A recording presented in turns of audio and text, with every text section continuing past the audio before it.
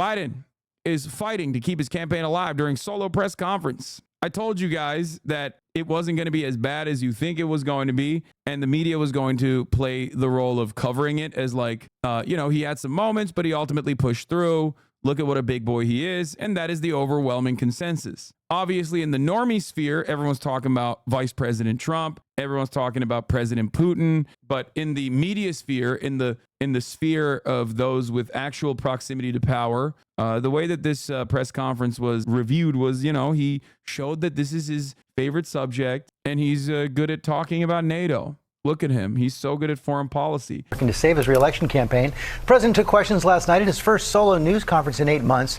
He showed command of foreign policy over nearly an hour, but also stumbled at times. The big question now, I should have just let George say it, because he just literally said it. He said exactly what I said. He showed command over foreign policy, but he had some stumbles. Elected Democrats fall in line or ease him out of the race. Chief White House correspondent Mary Bruce starts us off. He is touting a strong performance from the president, but it is not clear if what we saw from him last night is going to be enough to turn the page. He did admit that there are other Democrats who could beat Donald Trump, but said it would be hard to start from scratch. And the president was adamant, unless his team can show him that he is headed for certain defeat, he's staying in this race.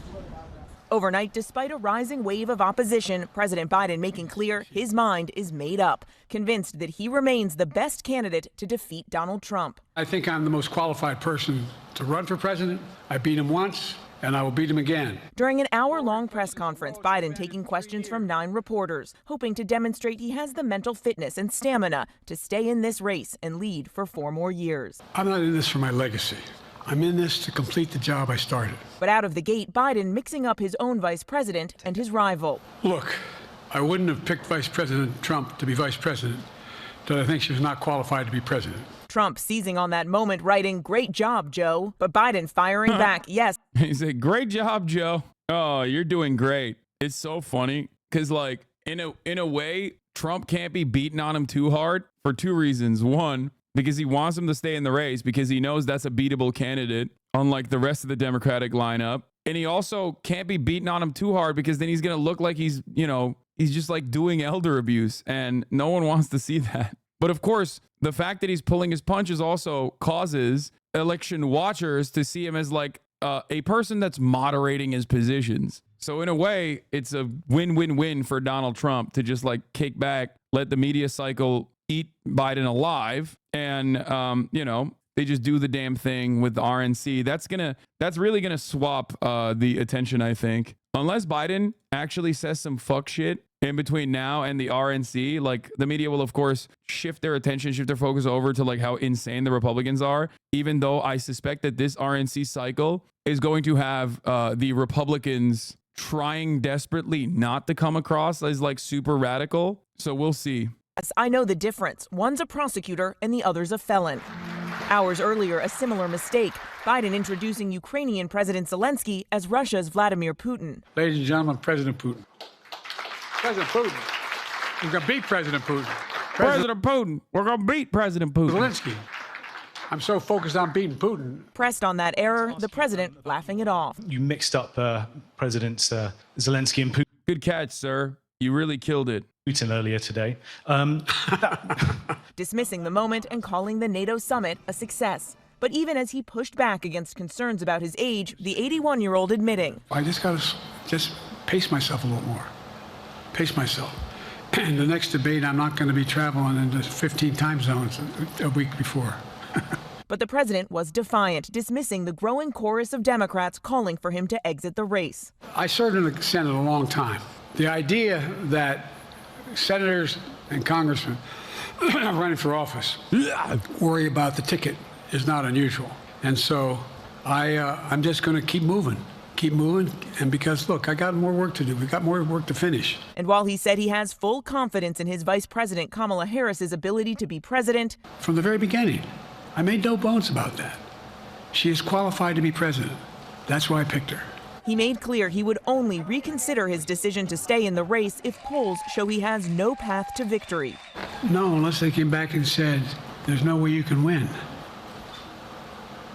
Uh-oh. They're giving him the solid edit again. This is a dangerous prospect, okay? They're giving him the dignity edit. For the past 2 weeks, 3 weeks, they were not doing that. They were just showing it raw. Now they're giving him the dignity edit where, you know, they're just like chopping it up, making it sound like he is very coherent. Here, this is, we covered it yesterday, but the New York Times didn't give him the coherence edit and immediately fucking wrote, without paraphrasing, exactly what he had said, verbatim. President Biden said polling in the presidential race is premature because the campaign really hasn't even started. I mean, hadn't started in earnest yet most of the time start till after September, after Labor Day. Where's the ellipses? The issue is not his current performance as much as what his performance will look like in a month, a year, in 3 years. Why doesn't he get this? Because he is a resentful, spiteful, old piece of shit, okay? And I'm done hiding the truth. Not only is it actually dementia,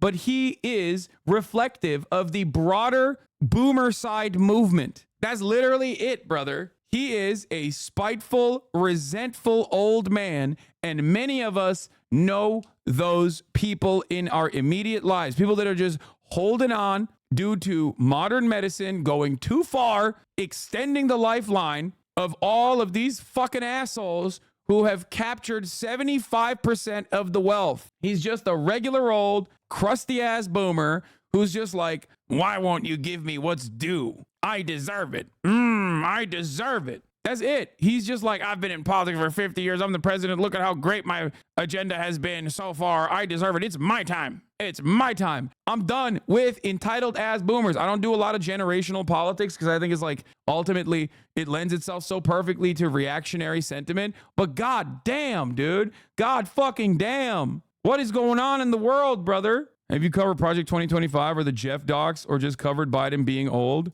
Brother, you just started paying attention. You've been following since 2019, but like, I think you are telling on yourself. I'm a political commentator. I've been talking about Project 2025, not only for months, but also beyond that. Like, I've described to you what Project 2025 is and how it has been in existence for quite some time. Apparently, Mike Levin told Biden directly to his face that he should drop out. Translation, Joe, my internal polls look very bad. Please drop out. Yeah, that is what that means. And that's not a bad thing. That's a smart thing. Yes, is unironically harming the entire Democratic Party's down ballot races. It's really fucking bad. Oh no. Yo, John's popping. He said, thank you for holding me accountable. It is racist and sexist to believe Vice President Harris will be a stronger candidate than President Biden. I'm listening and I'm learning. Oh no, there's white on white crime happening right now. Okay. This is, ooh, goddamn. This is the funniest thing. Yeah. Excuse me. How dare you say Biden should step aside to let Kamala Harris be the president, or to let Kamala Harris be the presidential candidate? Excuse me. Why are you saying that? Biden is a gay black woman, actually. And you guys are doing a no growth. You guys are doing a microaggression against a gay black woman like President Joseph Robinette Biden. Also, notice the thing that the first tweeter has in common with them. Yeah. Lawyer, legal commentator, fighter for democracy, prosecutor Trump University at New York AG, commentator of MSNBC. All these folks calling Biden to quit. They're all white guys because Biden is black. They're all also collectively saying Kamala would be a better candidate than Biden. It's so funny because like polling has been conducted on the black voter base time and time again. And their opinions also reflect the opinions of these white people in positions of power. But zero people are talking about that. Like zero people are talking about that, which is so funny. It's just a conversation exclusively that white people are having. John Lovett and the Pod Johns are experiencing what I have experienced for almost my entire career, being treated like pariahs, Bernie bros. They're being treated like Bernie bros. Yeah. Also, the other part of this equation is that I don't like lean in too much with the black vote is shifting narratives. The black vote has, to a certain degree, shifted in unprecedented levels over the course of the past decade. Not in a significant way, mind you, of course. The notion that like, oh, black people want Joe Biden, that's why you're racist, is so fucking stupid. New inside the meeting with Biden and the Hispanic caucus. Biden showed up an hour late to the Zoom. Frontliners MGP and Gabe Vasquez tried to ask questions but were denied. Levin told Biden to step aside. Call ended right after Biden responded to Levin.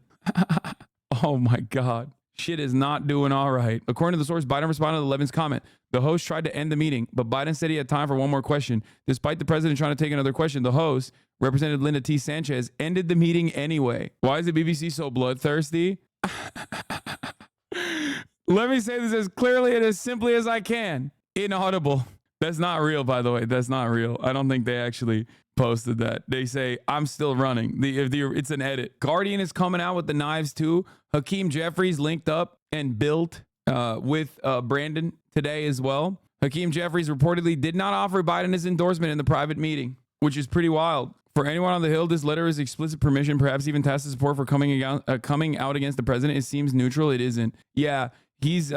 So Jeffries is basically, as I've said before, Jeffries is Nancy Pelosi's guy, right? Nancy Pelosi basically groomed him for this position. He is going to do exactly what Nancy Pelosi said, and that's precisely what he's doing. Dear colleague, Hakeem Jeffries' letter. Over the past several days, House Democrats have engaged in a thoughtful and extensive discussion about the future of our country during a time when freedom, democracy, and the economic well-being of everyday Americans are on the line. Our discourse has been candid, clear-eyed, and comprehensive. On behalf of the House Democratic Caucus, I requested and was graciously granted a private meeting with President Joe Biden. That meeting occurred yesterday evening. In my conversation with President Biden, I directly expressed the full breadth of insight, heartfelt perspectives, and conclusions about the path forward that the caucus has shared in our recent time together. As House Democrats have done throughout this Congress, we will continue to work in the best interest of everyday Americans. Thank you for your continued leadership in the service of the communities we are privileged to represent. Sincerely. This right here, and Izzy is literally used to be a press person, I think might still be, but used to be a press person for Ilhan Omar. This is what he does. He writes these letters, okay? This is the type of shit. His job is literally to write that, okay, for a congressperson. So he's absolutely correct on this. For anyone on the Hill, this letter is explicit permission, perhaps even tacit support for coming out against the president. It seems natural. It seems neutral. It isn't. And he's right. He is basically doing what political reporting came out about yesterday that Nancy Pelosi was doing. Nancy Pelosi apparently told House Democrats, urged them to, one, speak out against Biden, and two, if they have to, if they have to call out Biden and call him to resign, then and it's going to help their elections, they should do so. That is the exact opposite of what you do as the House Speaker. Nancy Pelosi's entire job, throughout her entire career, has been to make sure that that never happens. So the fact that she is allowing leaks to happen, and in those conversations, basically saying, no, you can come out against Biden, giving explicit permission to come out against Biden at a time when Hakeem Jeffries and Nancy Pelosi are supposed to be Biden's greatest allies that are supposed to stop this flow of discontent, means that they want him out. The reason why they want him out is because they see the dire prospect of the down ballot races with Biden at the top of the ticket. And beyond that, they see the dire prospect of Biden's reelection. I think it would be, at this point, considering that Biden has kept it going for this long, I would say that at this point, it would be silly to drop out before the RNC, especially when a lot of the RNC communications is going to be around the top of the ticket being Biden. Some of them have actually recalculated, and some of the Republicans have actually started retriangulating their messages against Kamala Harris. No, not DNC, RNC. RNC is happening next Monday. Donald Trump is going to reveal who his vice president is in the next